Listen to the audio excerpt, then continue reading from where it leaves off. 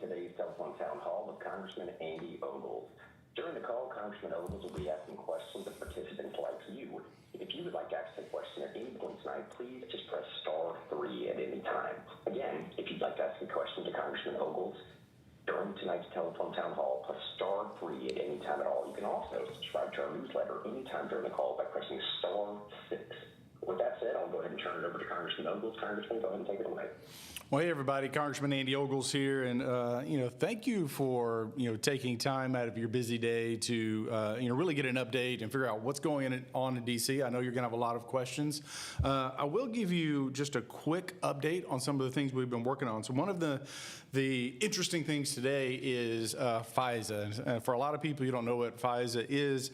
But, if you think about the spying on President Trump, if you've heard the phrase Arctic frost, where the Department of Justice or the FBI or one of the relevant alphabet agencies spied on members of Congress and the Senate and so forth, well, they leveraged FISA 702. And so that's up for renewal. And now we made some reforms to it roughly 2 years ago. And so this deadline has been out there for 2 years. And unfortunately, we have continued to see abuses. And so we're now, some of us were hardliners on making sure that gets reformed to protect Americans. And there's actually a classified document out there. I'm one of a handful of members of Congress that actually went into the SCIF, the classified setting, and read through the document. It's a court ruling, and in short, without revealing classified information, it emphasizes the fact that there are abuses still taking place. And, that's going to be a rogue actor. That's not the administration. And so we've got to create accountability. So that's one of the things that we're working on tonight. And quite frankly, we may end up working late into the evening to try to get this done today so we can push it over to the Senate. And then they will pass it. Now, one of the things that we've added to FISA, which is that authorization, and FISA is what the government would use to spy on foreign terrorists, but unfortunately, it's being used against Americans, is the central bank digital currency prohibition. So in other words, no digital currency, because that's also a spy tool. So when you think about China, how they can regulate what you buy or don't buy. So if you haven't behaved, or if you're like me and sometimes you put things on social media that some perceive as controversial, then with that digital currency, they can say, well, we're not going to let Andy Ogles, the Ogles family, buy milk this week, or we're going to ration how much meat that you can have. It's also a surveillance weapon, so they know exactly what you're doing all the time. And so that's not the role of government. That's not what our founding fathers intended. That's not what I'm going to put up with, and I'm guessing you don't want that either. Now, one of the big topics that we've all been very keenly aware of is this invasion of migrants or illegals into this country. So I have the Assimilation Act, and actually I have a series of bills addressing immigration. But the Assimilation Act is the two-part comprehensive piece of legislation that will address some of these issues. So when you think about it, it's the mass migration, ending chain migration. And we can go into it further in depth if you want, but it also has a character component to it. So if you think about the Biden era and you had members of these violent gangs coming into this country, look, if you're a member of MS-13 or Trinidad, or you have a violent criminal record, we don't want you in this country. And although there are current laws in place that would prohibit that anyway, it needs to be clarified. So my bill takes us through that process. And like I said, I'll come back to this because I'm sure there'll be a question. And I've got a whole list of details here. We can go through it in greater detail. We'll touch on, I did see, I was part of a classified briefing on UFOs. Obviously, I have to be careful on what I say, but I give you a little update on that as well. But why don't I pause there, and then as we go through and take questions, if there are any, I can come back to my notes here and make sure that I work in all of the things that you want to talk about. So with that, Grant, if you want to take it away. Yeah, just so everybody's listening right now, if you want to ask a question to Congressman Ogles, just press *3 on your device right now. You can get the queue to ask Congressman Ogles a question. And always remember, *6 will automatically subscribe you to our newsletter that we put out as well. Congressman, the first question here is from Victoria in Spring Hill. She asks, Gas prices and grocery bills are a real concern for families in our district. What, if anything, are you and your Republican colleagues doing in Congress right now to put more money back in the pockets of hardworking Americans? Yeah, that is a fantastic question, and I think that's top of mind for most people. So the first part of that question is, what have we done so far? So you have the big, beautiful bill that puts more money back in your pocket as far as your paycheck goes, but that only goes so far, right? So what about the cost of living? Because I think that's a real concern. For most Americans, myself included, we live out in the country. We have a small farm, so I'm buying feed. I've got to put down fertilizer. I've got a truck. It doesn't get the best gas mileage. And so all of those things are not only real for you, but real for me as well. And so we obviously have the conflict or the war in Iran, depending on how you want to say it. And I do expect that that will be coming to a close. Now, look, the president, the vice president, they've tried to give the current regime as many opportunities to come to the table, negotiate a peaceful end to the conflict. But what you have to understand with Iran is the number one exporter, funder of terrorism in the world. So what do I mean about that? So what is a tangible example? So, for example, if you look at October 7th, when you look at the terrorists that went into Israel and killed all of those people and tried to kill many more. Now, the rebuttal might be, well, we understand that, but that's not in the United States. So why should that be our problem? Again, great question, great kind of rebuttal, is the fact that Iran, so you've heard the term Hezbollah, that's a terrorist organization. They want to kill Americans, they want to kill Westerners, so Europeans, also Israelis. Iran was sending Hezbollah trained terrorists, I'll say that again, trained terrorists from Iran, from the region, to Venezuela. So that brings in Maduro. I can touch on that momentarily. Maduro, the president, was giving those individuals fake identification and then was bringing them to the southern border into the United States. So, and then to make a finer point on that is we literally just caught, it's now public information, an Iranian trained sniper. He was in the Army in Alabama. Now think about that for a minute. We know they're in Chicago, we know they're in New York, we know they're in places like DC, the big cities, but there's so many of them here that this guy, a terrorist, was in a small town in Alabama. And so we had to take action. So that's one reason. The other issue that we had with Iran is they were making fissile material, nuclear material.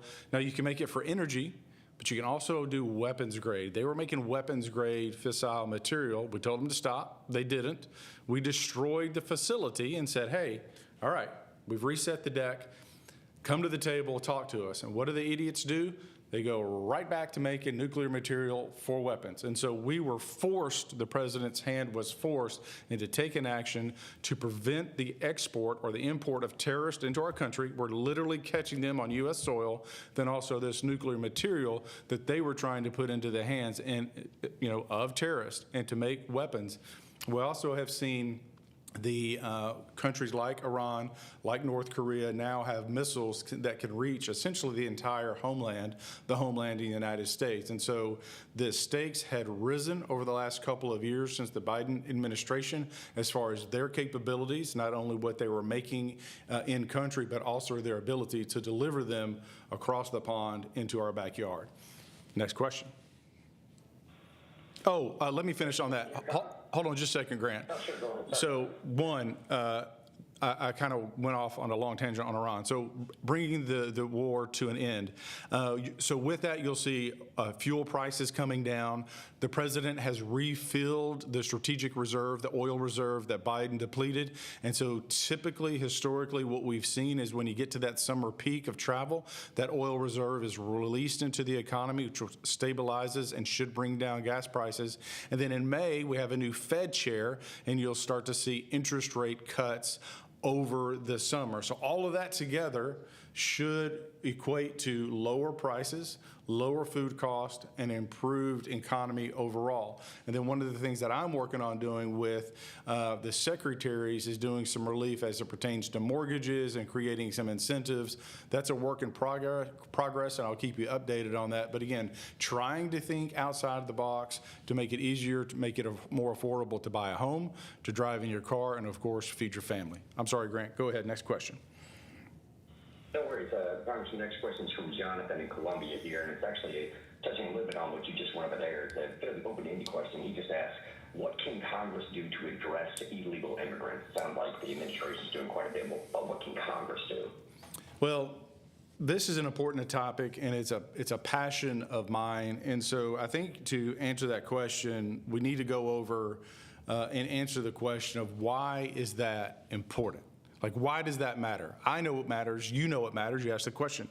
So let's look at Europe. And so this isn't political rhetoric. This isn't Republican talking points. These aren't Trump talking points, for that matter. They're not Democrat talking points. This is data from Europe. And so what we can see is what's happening in Europe when you have a mass migration, disproportionately Muslim or Islamic in Europe. So let's go to the facts. Paris. The migrant population, most of which is Muslim, in Paris is roughly 10 to 12% of the overall population of Paris. They make up 48% of the sex crimes. So they're 10% of the population and almost half of the rapes. In London, same population, right? We're talking about migrants, most of which are Muslim out of North Africa or Afghanistan, places like that. 15% of the population of London, 40% of the sex crimes. In Rome, 3 to 6%, 60% of the sex crime. So where do those numbers come from? Paris, from the French Interior Ministry. London, from the London Police. Rome, from the Italian police. So this is not my data. And quite frankly, I would argue that those numbers are probably sugar-coated, and even as sugar-coated, the numbers are damning. And so this is who we're importing into our country. And if we don't wise up and have this honest conversation about who we allow into this country, we're in trouble. And so will you say, well, we don't have as many Africans coming here. All right, let's look at Central America. Every 14 minutes in Guatemala, a 14-year-old girl is impregnated by an adult. I'll say that again. Every 14 minutes in Guatemala. So I was just there in Guatemala where we were talking about trade. What can we do to, whether it's data centers, can we do to reverse that migration, help their economy, help change the culture? Every 14 minutes, a 14-year-old girl, that's a child, is impregnated by an adult. So if those folks are coming from Guatemala to the United States, they don't see 14-year-olds as little girls. Now, I'm not attacking everyone from Guatemala, but what I'm saying, there's a part of their community and their culture that sees a 14-year-old as simply an object. I do not want that in my country. It's our country. We get to decide who comes in. We get to decide who leaves. So when you look at the Assimilation Act, now I'll go quickly through some of the details. Section 1, essentially the title is the American System for Sustainable Immigration, Mass Immigration Limitations Achieved Through Imposing Oversight Nationally. What does that simply mean? It means that we get to decide who comes in. Section 2, it repeals the Hart-Celler Act of 1965. So before 1965, we actually had rather strict quota system on who could come into this country. After 1965, Hart-Celler passed. That set up the framework to allow this mass migration, quite frankly, an invasion of our country. And I've been critical of Islam as it pertains to the United States of America, and we'll put a pin on that. John Call, remind me to come back to the terrorist attacks, right? Because I'm going to focus on this bill, right?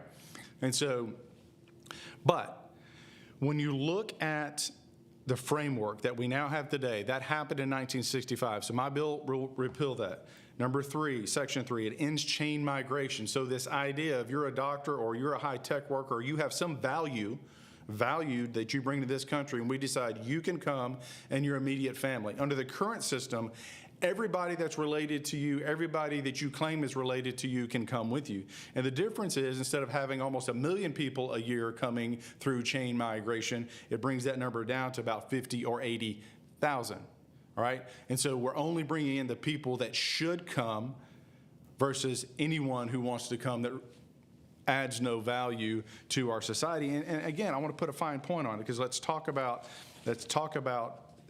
facts. If you look at roughly the 300 Afghanis that have come in since like the Biden administration, 45% of them are on food stamps. 45%, and roughly 68% are on Medicaid. So you have people that have come here, and when you have a suicide rate in our military that's between 20 and 22 a day, we're taking care of these folks from Afghanistan who are sitting on their butts, not doing anything. They're getting free food, they're getting free health care. Meanwhile, I have veterans who are begging for assistance. Meanwhile, we have children in schools who are not getting the proper tutoring to learn to read and write, and they don't have access to textbooks and computers. And by the way, your third grade reading and writing level and your math skills in third grade is a good and accurate predictor as to whether or not you go to prison. Literally, the companies that build prisons, they look at data from third grade to predict where they need to build their next prison. So if I have to choose between children and Afghanis, I choose American kids. If I have to choose between veterans and Afghanis or Somalis or Pakistanis or whatever, I choose American citizens. Now, again, I've been critical of Islam. I've been attacked for it vehemently, and there's more to my Assimilation Act. I'll get back to that. So you had 4 terrorist attacks, recent. You had the shooting in Virginia. You had the shooting in Texas. You had the car ramming in Michigan into a synagogue, and you had the attempted bombing in New York. All back to back, all Muslims. And I was critical, and I was attacked for it. And so I wrote a letter, an open letter. There's roughly 3,000 mosques in the United States of America, 3,000, between 2,900 and 3,000, so 3,000. An open letter, and I said I will meet with any imam who is willing to condemn the violence and disavow the attackers. Anybody want to guess how many of those mosques, how many of those imams put out a statement and said, we'll stand with Congressman Ogles because he is right, we disavow, we disapprove of the violence, and we disavow the attackers? Not a freaking one. And that pisses me off.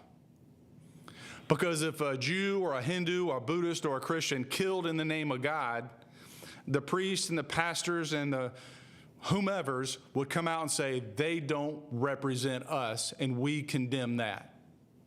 Their silence is louder than anything I might say to offend them. And I'm not going to back off of this issue. If you come to this country and you don't want to be here and you don't love this country, you can get the HELL out. This is our country. We get to decide who comes in. We get to decide who leaves. And that is something that our founding fathers intended. And until 1965, that's the way it was, period. And again, you can look at Europe. You can look who they've allowed into their country. You can look what happens when you reach 10, 12, 15% of the population, and how that 10% of the population, migrants, many of them Muslim, represent 40 to 60% of the rapes. And I'll point out Rome for a moment. There's 60% of the sex crime in Rome, but yet 3 to 6% of the sexual assaults. And oh, by the way, in Sweden, migrants represent 80% of the sex crime, 80%. And so it's time that America wakes up. And oh, wait, by the way, that statistic is from the Swedish National Broadcasting Network. So again, not the most conservative of organizations. So, but again, really quickly, when you're looking at the Assimilation Act, we limit those who can come here. We have a mandatory E-Verify. You have to have a job. You have to be able to provide for yourself. We put caps on what countries and how many people they can send here. We defund sanctuary cities. We do the types of things, common sense type of approach to immigration. So, and again, I think there's a question we're about to ask, but my Assimilation Act, again, I want to emphasize, ends the H-1B visas, it ends chain migration, and quite frankly, it allows us to kick people out who don't belong here. Grant? So again, if you guys want to subscribe to our newsletter, just press *6 at any point tonight. That'll automatically subscribe you to our newsletter for everything happening in D.C. and in Tennessee's 5th District as well. Now, throughout this telephone town hall tonight, to gauge the opinions of the audience tonight, we'll ask a couple of poll questions. So here's the first poll question of tonight. Do you support President Trump's actions or measures in Iran? Press 1 for yes, 2 for no. I'll ask again here. Do you support President Trump's actions or measures in Iran? Press 1 for yes, 2 for no. And Congressman, as we give them just a minute here, as they're pressing that 1 and that 2, as they get back on the line with the tier, I'll go ahead and move us to our next question here. This is about a 2 or 3 part question from a couple different people. They're all asking the same thing. Mike asked this: midterms are critical. What concrete plans are being executed to guarantee fraud elimination and the impact of rezoning in states like California and Illinois? And similarly, Daniel in Spring Hill and Julianne in Nashville asked this question: what's going on with the SAVE Act? Why isn't this a thing anymore? Why are we no longer pushing this?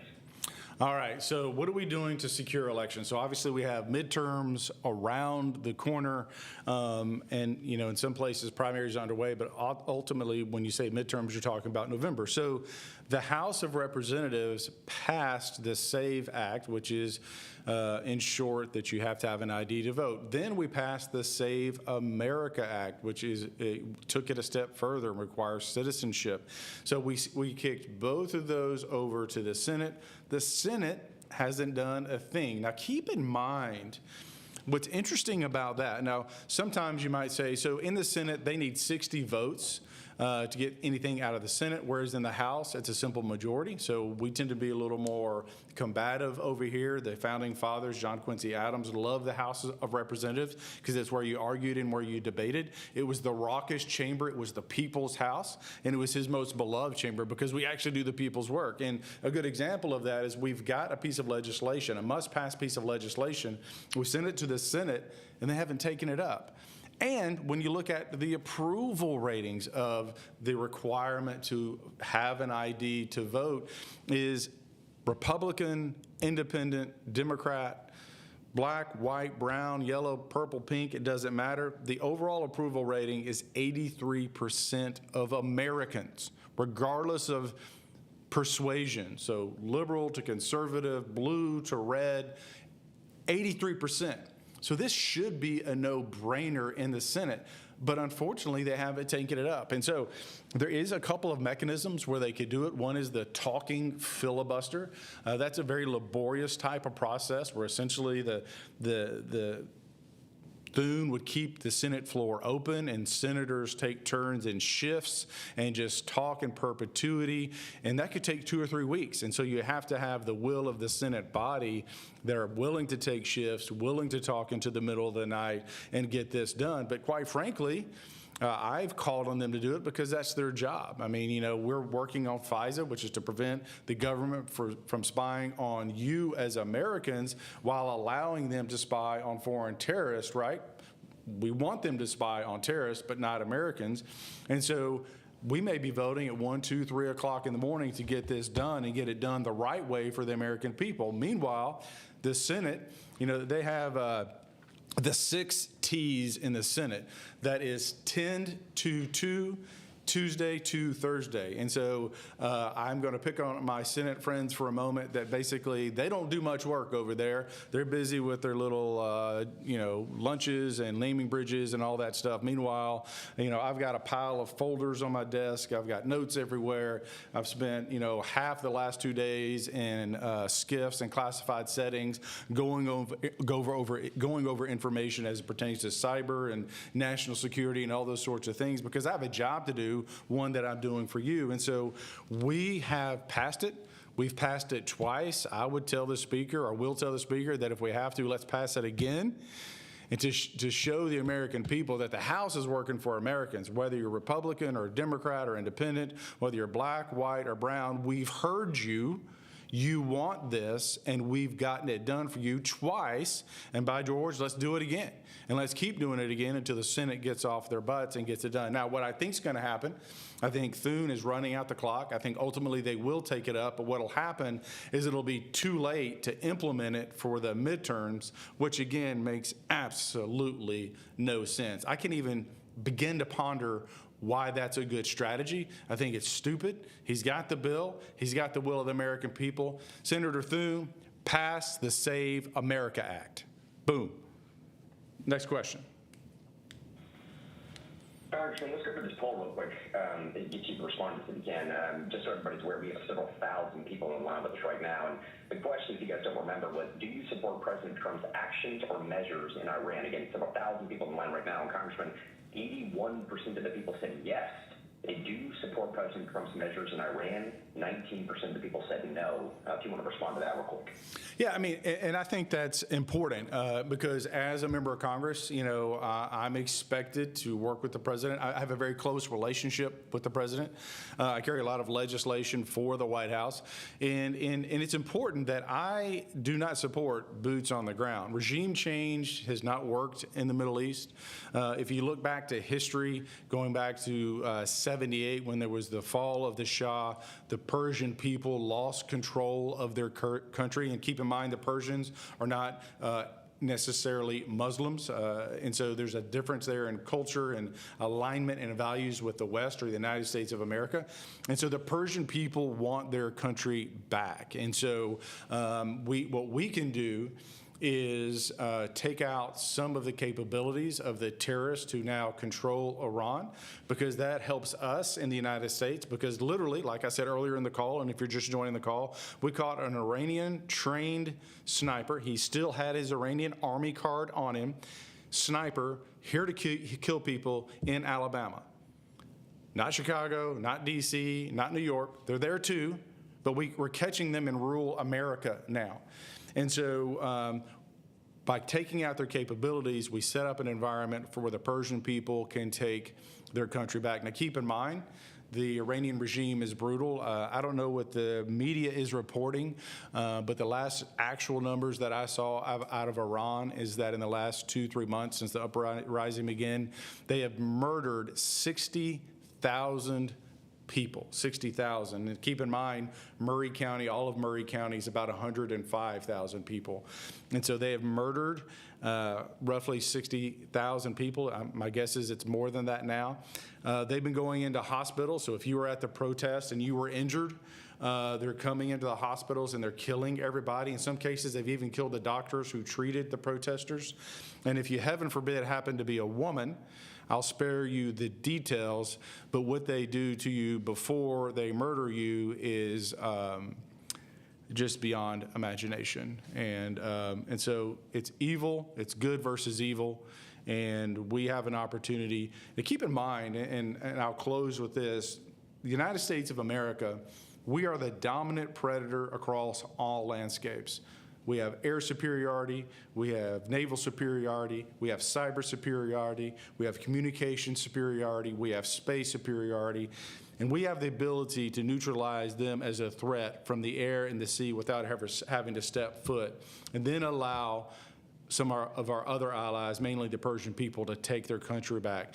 When it happens organically that way, then it has the opportunity to be changed forever. And that's why you see many of our allies in the Middle East support what the president has done. Because in the same way that Iran has exported terrorism to the United States and to Europe and to Israel, they export terrorism to the Middle East as well. And so they're not good people. They hate everyone else but themselves, and they're evil.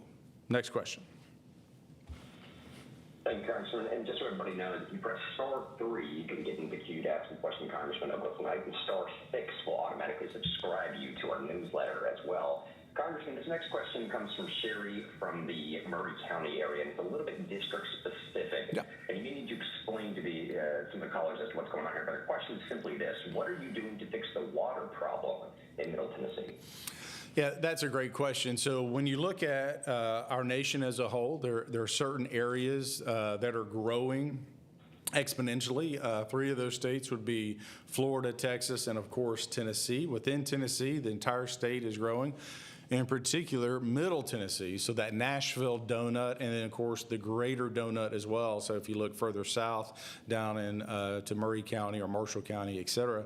But so we have an issue with water, and so when you look at the growth projections for Middle Tennessee, the Duck River, the Cumberland River, the Harpeth River, even the Tennessee River doesn't necessarily have the capability of supplying Middle Tennessee. So many years ago, there was a dam in Columbia that was built, and because of this little fish, there was a lawsuit, the EPA, ultimately they tore it down.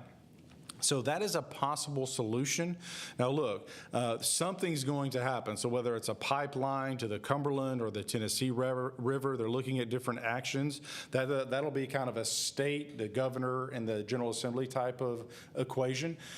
But I have worked with the chairman specifically of the committee that would authorize to get monies to do a survey to see if it's feasible to rebuild the dam in Murray County. So whether you're for the dam or whether you're against the dam. To me, it sounds like a good idea, but I want the data to prove it, is that you will have to do a feasibility study, and that'll be part of that process of whether you do a pipeline or the dam itself. So that bill, that legislation that authorizes those type of feasibility studies is a 3-year bill. So you have certain bills like the Farm Bill, which is a 5-year bill. So every 5 years it comes up for renewal.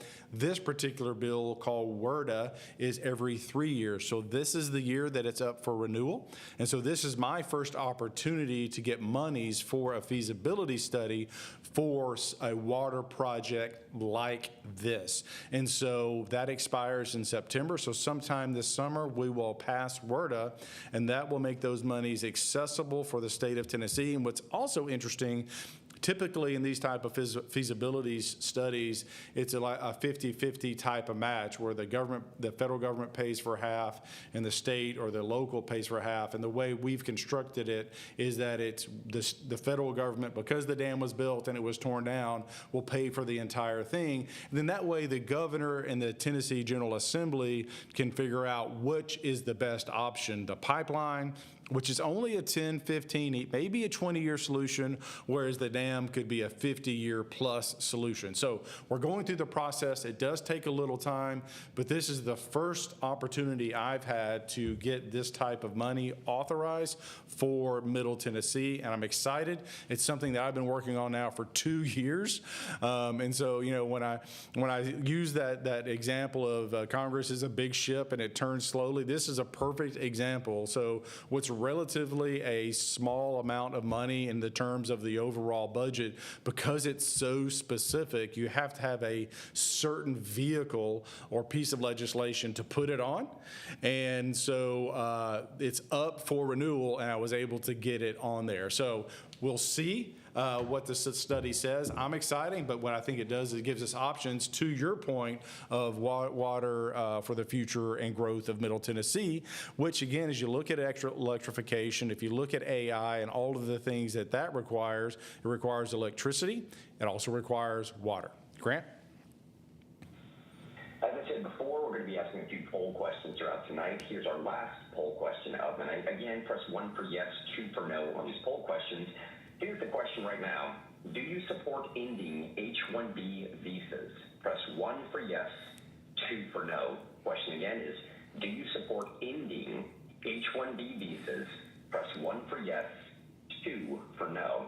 And as I delay slightly here, Congressman, just to give these people some time to get back in the line as they're pressing 1 and or 2. The next question we have comes from Jennifer from the Lewisburg area. She simply asked this, Congressman: how many federal dollars has Representative Ogles delivered to the district, and how is he helping the community? Yeah, and that's a great question. So to date, so this year to the district brought about $2 million back to the district. Over the last 3 years, brought about $10 million to the district. And just today, $457,000 back to Murray County. It has to do with the business and some things going on there. And then I helped secure a $74 million Veterans Treatment Center for Middle Tennessee, which will be in Nashville. And then something that I'm proud of, we just renamed the Columbia Post Office for Columbia Hero, World War II hero. So those are just kind of the quick math. At some point, or if you want to reach out more specifically, if you have a question, we can try to get you more details. But it's about $10 million over 3 years, not including the $74 million Veterans Treatment Center that'll be in Nashville for all of Middle Tennessee. So, Grant? Congressman, let's go to the results of this poll, if you will. Again, we still have several thousand people on the line right now. I want to give you a chance to respond to what this poll is. Again, the question, if you don't remember, was, do you support ending H-1B visas? 77% of the people polled said yes, they do support ending those visas. 23% of people said no. If you want to respond to that, Congressman. Yeah, and again, I think that's reflective of really the state of play, and because what we've seen is H-1B visas. There's some people that come here on those visas for the right reasons, for good reasons, but the system is being used and abused, and it's broken. So we need to scrap it as it is and then redo it in a way that makes sense. And so again, I say it once, I say it all the time. It's our country. We get to decide who comes in. We get to decide who leaves. And so, some of the other types of bills that I'm doing as it pertains to immigration is the Alien Debanking Act. So if you're an illegal, you will no longer be able to get a bank account, which what that'll do is people will start to re-migrate home because they won't be able to operate financially here. And then we have another piece of legislation that's not in the public domain, we haven't released it yet, that goes back to this idea of beginning to denaturalize people. So if you have someone like Mamdani in New York who lied on his 990, his immigration form, the Justice Department, there is a process that they could go through to denaturalize him, but my bill takes it a step further, creates a framework for doing it en masse so that people that should have never been here, who snuck in, that the Biden regime gave citizenship through the naturalization process, that we can go after those folks and send them back to their countries. And so, again, it's a process and it's a conversation, but I'm willing to have it. I'm willing to lead the charge. And quite frankly, it's our republic is at stake. And this isn't the sky is falling. This is simply look at the data in Europe. Look at the data in London, Paris, and Rome, where 10 to 12% of the population, which are migrants, most of them, many of them Muslims, are responsible from anywhere to 50 to 60% of the rapes. And you look at Sweden, where they're 80% of the rapes. Is that who we want to import here to the United States of America? No, right? Like, if you want to come to this country, you need to have a job. And I'll say this, like, if you if you're listening and you and I wanted to go to the UAE or other parts of the Middle East and work, we would have to have permission to come in. We would have to have job, and we'd have to have a work sponsor. And we could never, ever become a citizen. We cannot vote in their elections. And if we break their laws, we're going to spend time in their prison. And when we get out, they're going to kick us out of this country. And so it's common sense, folks, but for some reason we're blinded to common sense when it comes to immigration. And no, you can't come here anymore. We're full. In fact, we have people here that shouldn't belong here. And so let's sort that out, and then we'll fix the immigration system. Then we'll start deciding who should come here and whether or not, is it India? Is it Ireland? Is it somewhere in the Middle East? Is it somewhere in Africa, whatever? But let's have those conversations, but not until we fix the problem that we have and the fact that we've been invaded and we have 10 to 12 million people that don't belong here. And so look, if you want to know why housing is artificially high, it's because we have people that are taking from the government and they're turning around and putting that money into housing. We have people that are here, their own welfare, and they're getting free health care that they shouldn't be, and I'm sick and tired of it. Grant? One last time for everybody listening right now, press *6. That will automatically subscribe you to our newsletter. You'll get updates, everything going on in D.C. and Tennessee's 5th District as well. And Congressman, we're about running out of time, so maybe time for one last question here coming from Keith. And I just lost it here. There it is, Keith from Cambridge. He asked this. There was a vote today dealing with Haitian refugee status. And Congressman, you may need to explain to some of the folks on the call what that vote was, but he wants to know here, does the congressman have is he against a pathway to citizenship? Is Congressman Ogles against a pathway to citizenship? I'm absolutely, positively against a pathway to citizenship. No amnesty, no amnesty, no amnesty. So there was a vote today as it pertains to these Haitians, as whether or not they could be given status. The Democrats, that was a forced vote by the Democrats. A handful of Republicans voted with the Democrats to pass it in the House. Now, fortunately, the Senate is going to kill it. So every now and again, the Senate gets it right. And so this is one of those cases where they're going to be the kind of the safety net to prevent these Haitians from becoming citizens. And look, I understand that Haiti is in a state of unrest. I understand that it's in the middle of a civil war, but the people coming here, just like the Afghanis, I think and I don't have these numbers on my fingertips, but I think roughly 60% of the Haitians immediately go on welfare and never come off.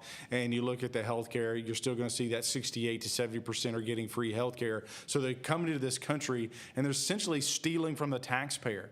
And again, if I have to choose between Haitians and American veterans, I choose American veterans. If I have to choose between, children in schools who need to read and write and do math and arithmetic to be successful in their future, I choose American kids over Haitians. And I'm sorry if that hurts your feelings, but America first means Americans first, not Haitians, right? Not Afghanis, not otherworldly second and third world peoples. It means Americans first, right? And so I want to appreciate and thank everybody for being on the call. We're getting towards the summer season, and a lot of pieces of legislation will have deadlines as we're coming into the summer, so we'll try to do these more regularly, keep you up to date. There's a lot going on in the House. I've been working closely with the White House, with those folks in the White House that are leading the charge for the president on immigration and carrying a lot of this legislation to make sure the people that come here are vetted properly, and that quite frankly, the people that shouldn't be here, that we can kick them out. So we'll likely be voting late into the evening on this FISA bill. I helped for some of the reforms. If it passes, in this bill, there was a handful of us that withheld our votes to make sure that you as Americans were protected and that the government could no longer spy on you the way we know they have been, and the way the court ruling, which I can't talk about because it's a classified document, underscores the fact that we know that they've been spying on Americans. And so enough is enough. I've had it, and we're going to stay late, and we're going to get this done. In the same way, the Senate needs to stay late. They need to stay this weekend, and they need to pass the Save America Act, which would secure our elections. So to everybody on the call, to my hometown, to my family, and to the 5th District of Tennessee, thank you. God bless you, and have a wonderful, wonderful week.